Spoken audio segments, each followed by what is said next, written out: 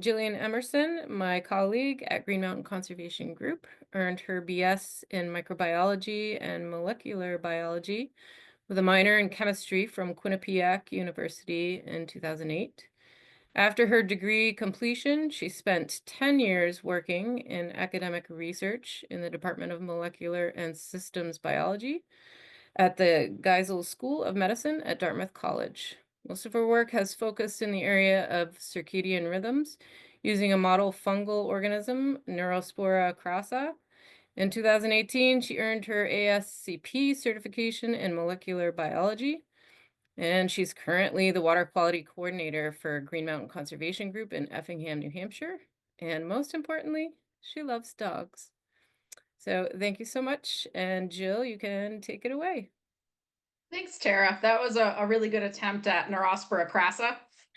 Thank you.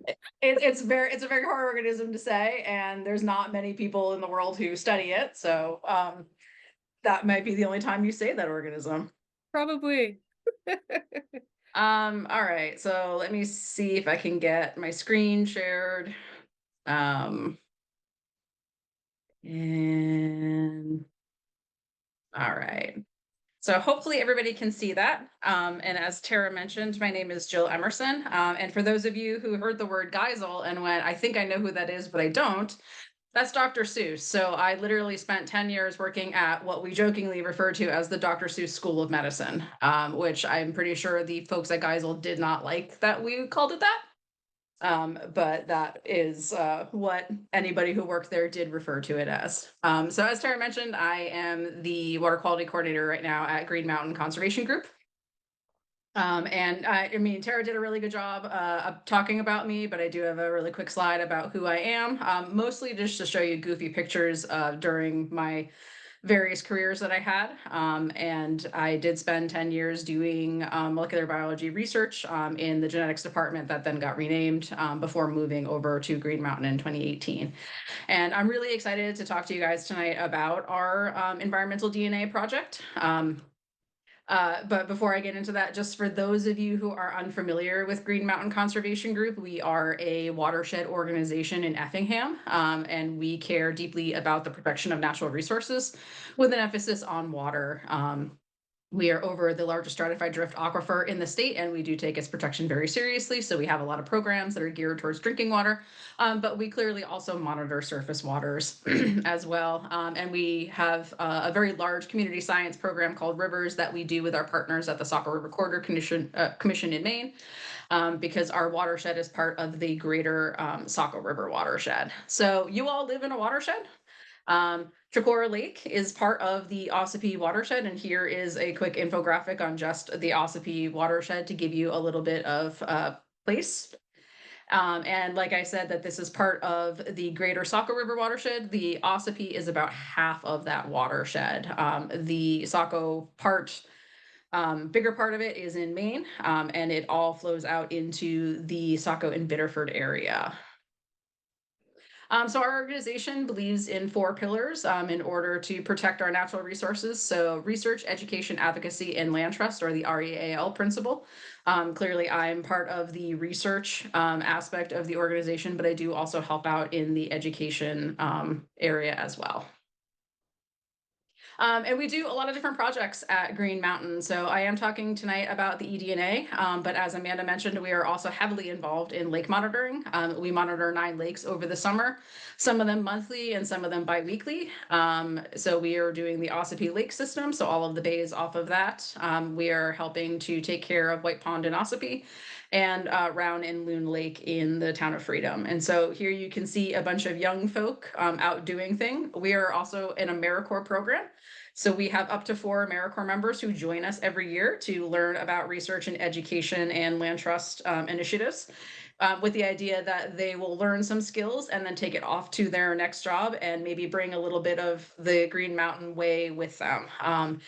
And so it's really a good program to get their, literally and figuratively, their feet wet in terms of what it means to do research and participate in conservation.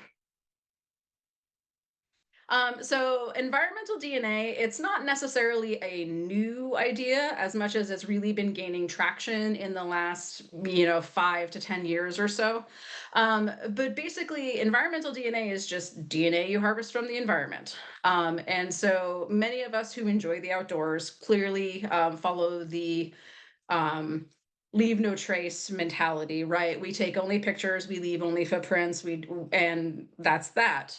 Despite your best efforts, you are actually, though, still leaving bits and pieces of you behind, probably in skin cells, maybe some hair, and for those of you who are extremely unfortunate on the trails, maybe a little bit of blood. And so all of that is DNA that you are leaving behind that can be utilized for a biomonitoring or a conservation management purpose. And so there are many different applications, and I feel like every day there's a couple more papers about people using environmental DNA in cool and interesting ways. But we're using it in a couple of specific ways here at Green Mountain. And so the first way that we are using environmental DNA is we're using it to look for invasives. We have a lot of invasives that are threatening New Hampshire. Some are already here, and some are in the state surrounding us, and so we know that they are coming. And so utilizing environmental DNA has the potential to give us a little bit of a jump to help protect some of these lakes. If we can find these organisms quickly, we may be able to minimize the damage that they can do. We're also using it to look for species of conservation interest. So, kind of the flip side of that coin is we have organisms that we deeply care about in our state. A lot of us are involved in, brook trout restoration projects. So, brook trout is one of the species that we can go out and look for. But there's a lot of different types of species of interest in New Hampshire that we can work to develop systems of monitoring for. And then the second way that we are using environmental DNA is for fecal contamination issues. So as our recreation increases in our state, particularly on our freshwater areas, we're finding that there are higher E. coli events. And so when we have those high E. coli events, we really want to try to start figuring out why we're having them and where the sources are coming from, and whether it's a human source or maybe something like a geese or dog or deer source. And the way that you would solve for those problems are different. So having a little more information about fecal contamination could be really useful for conservation management. So what I'm going to talk to you tonight about is about the technique called DNA barcoding. So there's two different main ways that you can look at environmental DNA. So you go out into whatever environment that you are interested in looking at, you collect your sample, and in your sample, you're going to have a variety of DNA from whatever organisms recently were around. The first method, which is the one that Green Mountain is using, is called DNA barcoding. So basically, what we're going to ask is, hey, I want to know if this one organism or these couple of organisms were in our DNA pool. And so then we can extract them, we can look for that DNA specifically to identify that organism. The other method is called DNA metabarcoding, which instead of asking, hey, is this one organism here? What you do instead is go, hey, what organisms were here? So you're getting a more complete list of all of the things that were there at one time, probably within the last day or two. And so it's a little bit more of a complete record. It is a little more complicated and a little more expensive, as you can imagine, to do that. And since this was our first foray into the world of environmental DNA, we decided to do the DNA barcoding technique. So, what is DNA barcoding? I keep using that term. Well, if you've ever gone to a grocery store and you've scanned a package of something, scanning the barcode, and the machine beeps at you that you just bought a 32 pack of Oreo. Well, how did that machine know that that was a 32 pack of Oreo? Well, obviously, the barcode. So the barcode has different line thicknesses. It might have a different number of lines. It's got some numbers associated, but that barcode is unique to that item that you just bought. So we in genetics have that same type of barcoding region, and there's a couple of different places that we can target that are very unique to each individual organism. Um, and so one of those places where we have unique sequences is actually in the mitochondria. And I'm going to ask you guys to, think back to your freshman biology classes, which was probably the last time you ever thought about a mitochondria. And your one factoid for bar trivia night might be that the mitochondria is the powerhouse of the cell, and that is about your extent of knowledge of the mitochondria. The mitochondria actually has its own DNA associated with it, and that DNA is really unique. We have something in humans called mitochondrial Eve, so all of our mitochondria comes from our maternal line, and you can trace it back throughout humanity to one person in southern Africa, however many hundreds of thousands of years ago, millions of years ago. Um, Mitochondrial DNA, there's actually a lot of it. There's more of that than there is nucleic DNA. So it's a good source to target because it tends to be pretty robust. And we look at one very specific region called the COI region. So when we're doing these screens on animals, we're utilizing that mitochondrial DNA to try to find this really unique sequence to figure out what animal it's from. If we want to do this with bacteria, now we're looking at a ribosome. So the ribosome area is where you make proteins. And it's an area also where if there's ever any sort of mutation that happened in there, the organism would die because you can't create proteins. So these areas are highly conserved. Same thing for plants. If you're going to do a survey where you're going to target plants, you look at chloroplasts because they too have their own DNA. And all of these things, what they have in common basically is that if there are mutations in our mitochondria or ribosomes, or for plants, their chloroplasts, they're not going to survive. So these areas are highly conserved, meaning that they don't really mutate. And then for the work that I did in fungal organisms, we're back to that ribosome. So ribosomes tend to be one of those really targeted areas. So once we found our special area that we want to look at, you have such a small amount of DNA in your big pool that you need to create a little bit more of it in order to do anything. So we move on to this technology called polymerase chain reaction. So basically, starting up in the upper left-hand corner here, you see that the blue is your DNA sequence of interest. So let's say that that's the mitochondrial DNA of a human, and that's what we want to look for in our big pool of a whole bunch of other DNAs.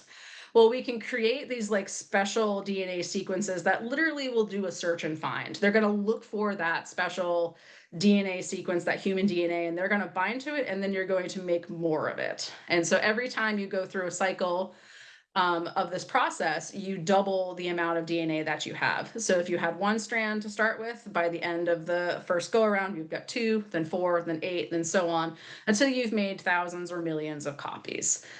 So this process is basically just taking your very small, very finite amount of DNA and creating a lot more of it in order for it to have it be usable in order for us to see it. So once we've created all of this DNA, now we're going to run it on a gel using something called gel electrophoresis. And so the next couple of images are going to be a lot of gel images. So I wanted to just go quickly through how do we look at a gel image. So what we can do with the DNA that we just amplified, we can run it on gel in order to visually observe it. So you load your DNA at the top. DNA is negatively charged. So then we put an electrical current through there where we have the positive electrode being down south. So basically, you're running from negative to positive. Your DNA will actually move through the gel and separate itself out by size. So the smaller little pieces that we're looking for will go faster through the gel, and the bigger pieces kind of get clogged at the top and they take a longer time to go through. Every DNA gel electrophoresis has a ladder associated with it, so we can know the size of our DNA. So the cartoon on the left is kind of giving you a little like easy snapshot of what a gel would look like. And then on the right is actually one of my images where we were looking for Asian clams. And so we made our little specialized sequences of DNA that were very specific to Asian clam. And we went, hey, in this system, can you find Asian clam? And in here, this was a control that we did where we visually observed Asian clam in the sample, but our system was also able to confirm, yes, we did have Asian clam. So once we designed all these little special sequences of DNA, we needed to actually try it to make sure that it worked. Because as many of us know, sometimes things look good on paper, but then when you actually go out into the real world to use it, it doesn't quite work. So over the summer, I took my AmeriCorps team to a couple of different locations where we had either known organisms of conservation interest were there where we could visually observe them, or conversely, places where we knew that there were infestations of invasives. Um, so here is our AmeriCorps team going out and collecting some water samples at various depths for some of these organisms. When we're looking for these organisms using environmental DNA, we do need to be making some educated guesses in terms of we want to collect samples where we think the organism would be. So environmental DNA does not really work if you just stomp out on your dock, you collect a scoop of water, and you're hoping that you're going to find some salmon that may be in the much deeper, cooler water, 100 yards away. So we went to locations where we knew these organisms would be. In cases like spiny water flea, we were able to visually confirm them. And then we brought back the water samples and went, okay, can our system now find these things that we went out and we looked for? So here are our samples for some of the organisms of interest. So we partnered with the Squam Lakes Association, who had a interest in knowing what their salmon populations were like. They get a lot of requests from fisher people who want to know, hey, is there still salmon in the lake? So we were able to do a dry run on some salmon. And confirm that our system can, in fact, find salmon in a water sample. Same thing with brook trout. Brook trout, again, very popular in New Hampshire. We went to a hatchery where we were able to visually see that there were fish. We collected some water and we ran through our process and were able to confirm that there was brook trout. And I guess same thing with spiny water flea, which is a new plankton invasive that is established now in Winnipesaukee and Winnisquam, but it is traveling. And so where we are a high tourist area with Lake Ossipee being the sixth largest lake in the state, we're expecting that we're going to see spiny water flea in our area soon. So we're working up a spiny water flea detection protocol. The next step was to then go out and try to use our system essentially like in real time, go out to a place where we are pretty certain we'll find some salmon in the wild, but we're not going to be able to now visually observe them. We're not expecting to find brook trout, but we're still going to run our tests just to see. And then we also ran some spiny water flea samples out on Squam Lake in the Broads region, for those of you who are familiar with Squam Lake. So we were again collecting at a couple of different depths where we thought we would find salmon, and we collected at some different depths where we thought we would find spiny water flea. And so the figure up above, you see that there's S and B on the bottom. So all the S's are where we tested for salmon, all the B's are where we tested for brook trout. And so in every salmon lane, you can see that there's this green band product. And so that's the DNA that we were looking for. So in this case, our system confirmed there was salmon in Squam Lake. The bottom green figure down there was for our spiny water flea. And so while we did do a visual survey for spiny water flea while we were out there, we again tested our system. We did not visually observe it, and our system also did not find that there was spiny water flea in Squam Lake.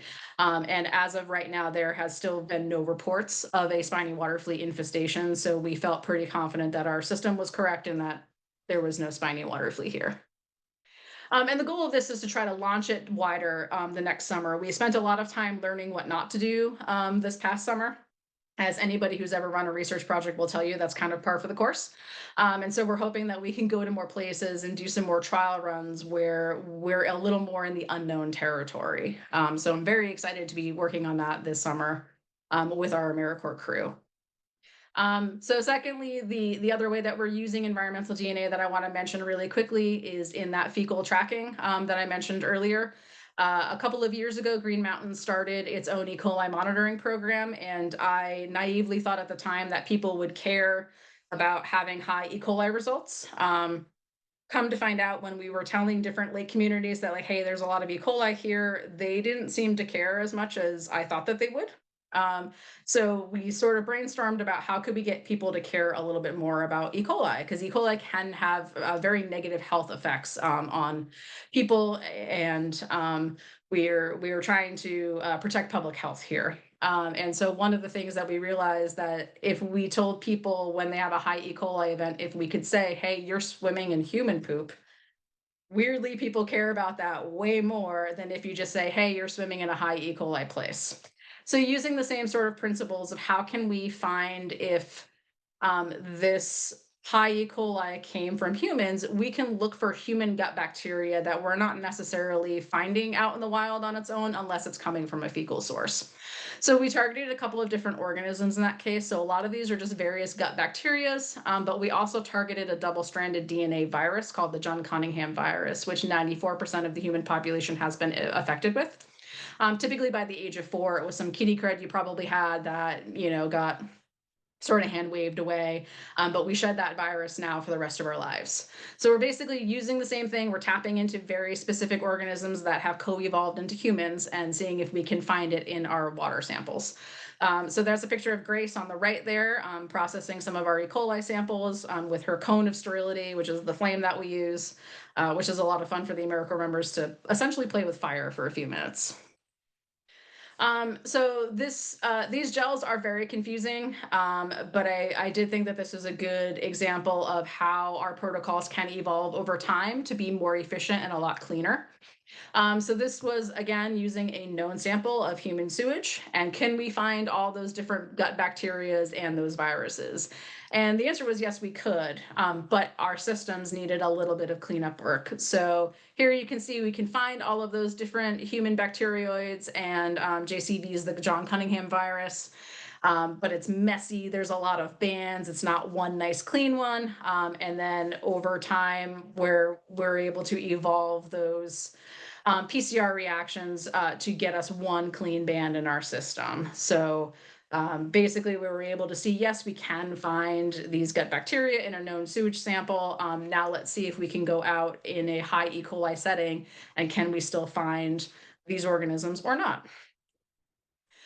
So this was taken in a place in Maine that is near that is next to an area of high E. coli that has pretty traditional high E. coli values in the summer when we test there. And so we took a secondary water sample and ran our system through. This one was not quite as conclusive as I would have liked. We did come up with some human markers, which you can see with the green check marks that those are humans. We also did a series of goose markers because the next likely organism in our watershed, if it's not going to be human poop, it's goose poop. So we didn't come up with really any goose hits, but we would have liked to have seen a few more human markers in this. But these trial runs really taught us a lot again, a lot of the summer was spent figuring out how not to do something in order to figure out how to do it correctly. And so thank you very much for letting me talk to you about environmental DNA. There's a lot of other applications that this technology can have, and I'm really excited that Green Mountain has allowed me to bring this technology in and to start utilizing it in a couple of really unique ways. And thank you very much for your time.